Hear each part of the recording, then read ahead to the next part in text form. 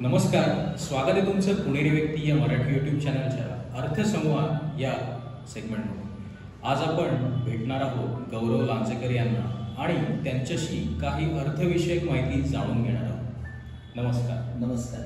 माझा आपल्याला पहिला प्रश्न हा आहे की बरेचसे लोक ब्रँडेड गोष्टींच्या पाठीमागे जातात.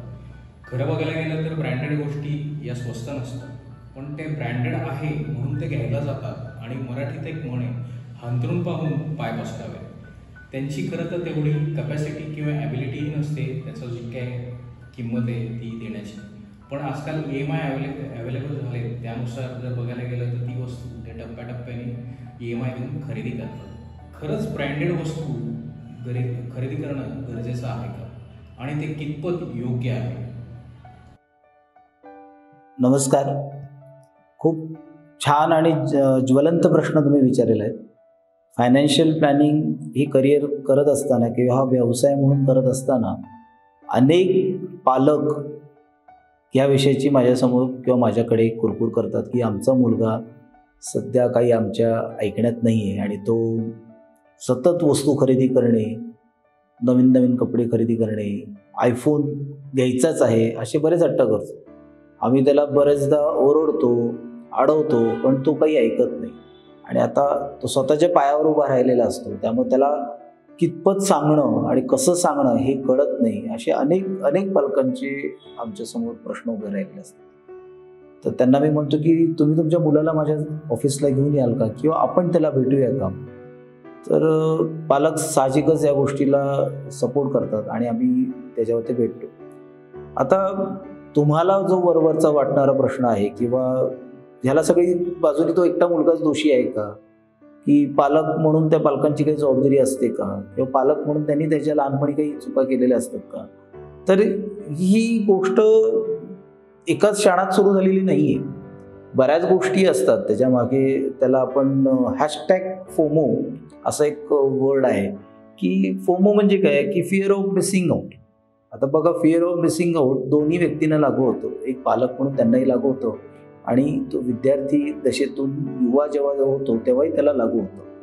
तर ह्याचं मूळ शोधण्याचा मी इथं प्रयत्न करतो की तसा गुंतागुंतीचा प्रश्न आहे. सरळ उत्तर याचं कधीच येऊ शकत नाही. घेतली पाहिजे का नाही घेतली पाहिजे का, की ब्रँडेड वस्तू जास्त टिकते किंवा ती महाग असते, असे अनेक त्याचे पैलू आहेत. पण ह्याच्या खोलाशी जाण्याचा मी इथं प्रयत्न करतो की याचं उत्तर नक्की काय असू शकतं, की नक्की चुकतंय कोण. तो युवा चुकतोय का, सोसायटी चुकते का, पालक कुठेतरी कमी पडले. तर पालक म्हणून पालकांनी त्याचं पालनपोषण खरं सांगायचं तर व्यवस्थित केलेलं असतं. त्यांच्या हिशोबाने त्याला शिक्षण देणं हे प्राधान्याने पहिलं महत्त्वाचं असतं. पण शिक्षण देत असताना सध्याच्या ज्या आपण रॅट रेस ज्याला आपण म्हणतो, त्या शिक्षण देण्याच्या हेतूसाठी पालकांनी काही निर्णय घेतलेले असतात. तेच तर त्या गोष्टीच्या मागोवा घेत तर नाहीत ना. म्हणजे जसं की बघा की एखादे पालक इतके शिक्षणासाठी आतुरतेने त्या मुलाच्या मागे लागलेले असतात की तो मुलगा शाळेतनं क्लासला आला, क्लासनं तिकडे झाला की म्हणजे स्वतःचा वेळ त्या मुलाच्या शिक्षणाच्या पुढील गोष्टीसाठी दिला जायचा. तुम्ही एक्झॅक्ट 30 वर्षापूर्वी जर गेलं तर एवढा पालक त्या शिक्षणासाठी वेडापिसा नव्हता. पण सध्याचा पालक मात्र प्रचंड वेडापिसा आहे. ही जमेची बाजूपणे चांगली गोष्ट पण आहे, पण त्याचे दुष्परिणाम कसे झालेत बघा. एक प्रसंग म्हणून बघूया की जे मी अनुभवले किंवा मी लोकांच्याकडनं बघितले की जे रियालिटीमध्ये घडतायत, आत्ता सगळ्यांच्या घरोघरी घडतायत. मुलगा 12वीला येतो, प्रत्येक घरामध्ये ते टेन्शनचं वातावरण तर असतंच असतं. तर ते 12वीला आल्यानंतर त्या मुलाचा क्लास म्हणजे कॉलेज व्यतिरिक्त एक भला मोठा क्लास अशी एक आत्ताची संकल्पना सुरू झालेली आहे. तिथेच तुम्ही बघा त्या मुलाला क्लासचा वेळ आणि कॉलेजचा वेळ याच्यामधलं अंतर वाया जाऊ नये म्हणून तुम्ही त्याला पहिली एकतर गाडी देता किंवा रिक्षाने जायला सांगता किंवा ओला उबरने जायला सांगता. म्हणजे चैनीच्या तिन्ही गोष्टीची प्रोव्हिजन दिली. तुमचा हेतू काय होता की त्या मुलाचा अर्धा तास देखील कुठे वाया जायला नको. तुमचा हेतू चांगला होता, पण त्याला सवयीला जबाबदार कोण? सवयीला जबाबदार तुम्हीच. पहिल्यांदा तुम्हीच त्याला त्या गोष्टीकडे वळवलं. त्यामुळे त्याला वेळेपेक्षा वस्तूपेक्षा वेळ ही महत्त्वाची झाली. चांगली गोष्ट आहे, पण त्याचं रूपांतर कसं होत गेलं की त्याचं रूपांतर पूर्णपणे त्याच्या गोष्टी म्हणजे कन्व्हिनियन्स गोष्टी खरेदी करण्यामध्येच होत गेला. आता काही पालक कसे असतात की तुझं तू ठरव, तुला काय करिअर करायचंय, काय करायचंय, आम्ही काही याच्या भानगडीत पडणार नाही. आणि ते त्याला लांबूनच सपोर्ट करत असतात.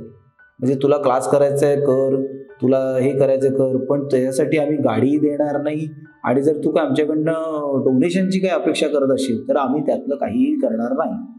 पूर्णपणे पाय काढून घेतात किंवा पूर्णपणे अंग काढून घेतात. त्यामुळे त्या विद्यार्थी दशेत असताना त्या पद्धतीच्या मुलाला हे लक्षात येतं की इथे मात्र आपल्यालाच लढाई लढायची.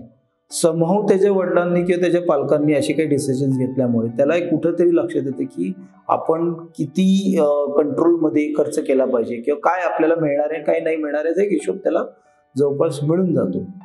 आता पहिल्या केसमध्ये जर तुम्ही बघितलं तर असं दिसतं की कदाचित त्या मुलाची इच्छा होती का आईवडिलांच्या इच्छेसाठी त्याला एक दप्तराचं ओझं मिळालं. आणि त्याचबरोबर आपण म्हणू शकतो की त्याचं ध्येय न ठरवताच पालकांनीच त्याचं ध्येय ठरवलं. म्हणजे त्या मुलाचं ध्येय पालकांनीच ठरवलं, म्हणजे त्याला डिसिजन घेण्याची सवय तुम्ही लावली नाही. आणि तिसरा एक प्रकार असतो म्हणजे त्याला पण एक अजब पालक म्हणून किंवा आश्चर्य, ही असा वर्ग फार कमी मिळतो की ते पालक त्या विद्यार्थी दशेत असताना म्हणजे त्याच्या वयाच्या 10व्या वर्षातच त्याचा एक अंदाज घेतात की ह्याचा कल कुठे चाललेला आहे. ते हे विचार करत नाही की हा चुकणार आहे का नाही बनवणार. आत्ता त्याची ही इच्छा आहे ना आणि तो त्याच्यात लक्षपूर्वक काम करत आहे. म्हणजे शिक्षणाच्या व्यतिरिक्त एखादी गोष्ट असते की एखाद्याला खेळामध्ये रस असतो, एखाद्याला कलेमध्ये रस असतो किंवा एखाद्याला पाककलेमध्ये रस असू शकतो. तर त्याची ती आवड जोपासण्यासाठी आई वडील म्हणून त्याचं कुटुंब त्याला पूर्णपणे सपोर्ट करतं. आणि हळूहळू लक्षात येतं की त्याला ह्याची प्रचंड आवड आहे आणि तो काहीही न सांगता त्या सगळ्या गोष्टी वेळेवर करत चाललेला आहे. मग तो हट्टाच कशासाठी की तू हे पण कर आणि ते पण कर आणि शिक्षण पण कर. तर ते बेसिक शिक्षण पूर्ण करण्याकडे त्याचं ध्यान असतं आणि ते त्याच्या जी आवड आहे त्याची आवड जोपासण्यासाठी त्याला कंटिन्युअसली मदत करत असतात. ह्याच्यातला एक छोटासा एक किस्सा सांगतो की यूट्यूबवरती जया किशोरी नावाची एक व्यक्ती आहे की तिचा व्हिडिओ खूप आहेत, जरूर तुम्ही पहा.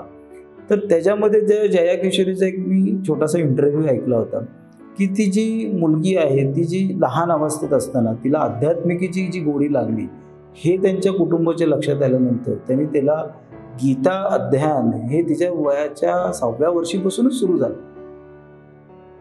हे आध्यात्मिक शिक्षण घेणं इतकं सोपं नव्हतं, तरी तिला तिच्या वडिलांनी, आई वडिलांनी, घरच्यांनी सपोर्ट दिल्यामुळे आज तुम्ही बघा की यूट्यूबवरती आज ती प्रख्यात म्हणण्यापेक्षा अनेक लाखो करोडो लोक तिचे फॉलोअर्स आहेत. म्हणजे कोणाला तरी तिचं म्हणणं पटतंय म्हणूनच तर फॉलोअर असतील.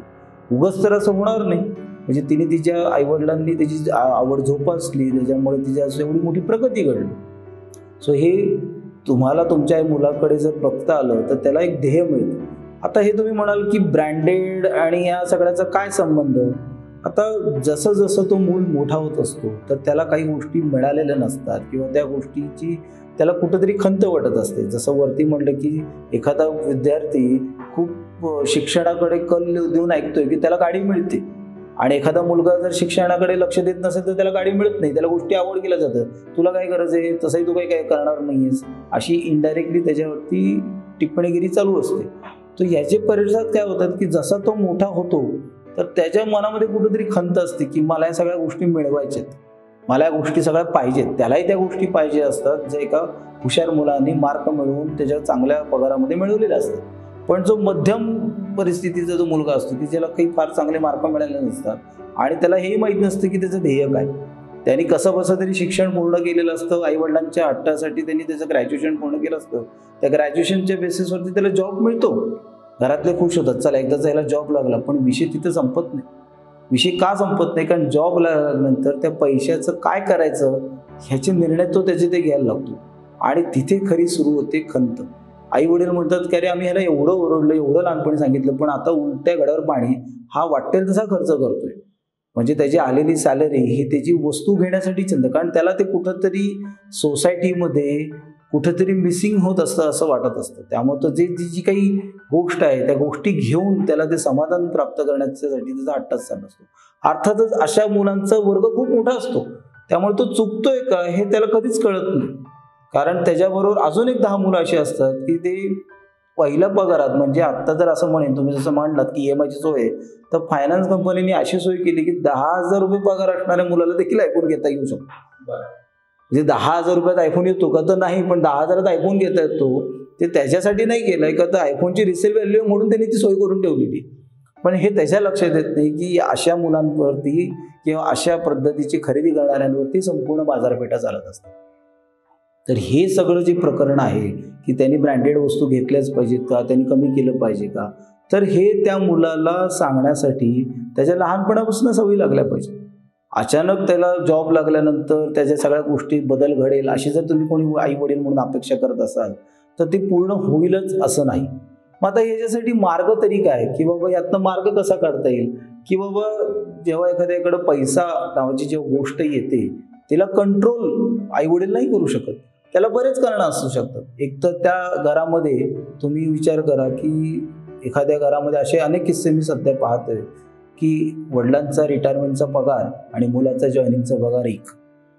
अशी जिथं घटना घडते तिथे तर मी म्हणू शकतो की त्या घरामध्ये वडिलांना हा प्रश्न पडतो की आता माझ्या एवढा पगार कमवणाऱ्या मुलाला मी काय सांगणार. त्यांना कुठंतरी स्वतःबद्दलच कमतरता वाटते. खरं तर तसं नसतं. त्यांनीच त्याच्या मागे लागून त्याच्याकडनं कष्ट करून त्याला एक चांगला हे करून नोकरीसाठी तयार केलेलं असतं.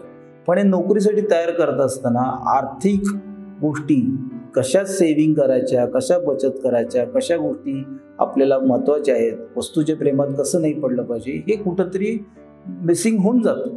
हे नकळत घडलेली घटना असते. कोणी त्याला जाणीव करून केलेलं नसतं, तरी घडत केलेलं असतं. जसं आपण म्हणतो की एखाद्या शास्त्रीय संगीताच्या घरामध्ये शास्त्रीय संगीताचे धडे त्याला लहानपणापासून मिळतात, किंवा एखाद्या व्यापाऱ्याच्या घरामध्ये गेला तर त्याला व्याजाचा हिशोब फारसा शिकवायला लागत नाही, कारण त्याच्या घरात लहानपणापासून मिळतात. तर नोकरदार वर्ग जो आहे तिथे हे प्रकार फार मोठ्या प्रमाणात आपल्याला दिसतात. व्यापार करणारा विचार करतो, चला 10 नोकरी करणारी पोरं भेटली की माझा धंदा चालला, हा त्याचा हिशोब. आणि इकडे नोकरी करणाऱ्याला मला 50,000चा जरी जॉब भेटला तर त्यातनं काय काय घेऊ याची यादी त्याची पहिली तयार असते. आता मी या केसेसमध्ये तो मग गाडी घेणे, बुलेट, का तर सगळ्यात शानवाली बुलेट, बाजारात स्प्लेंडर किंवा छोट्या गाड्या आहेत, पण त्याला त्या नको, त्याला शान वाटणाऱ्या गाड्या आहेत. का तर त्यांनी कुठेतरी मनामध्ये ती खदगद असते की ह्या वस्तू मिळाल्याने तरी माझा आता समाजामध्ये प्रेस्टीज वाढेल.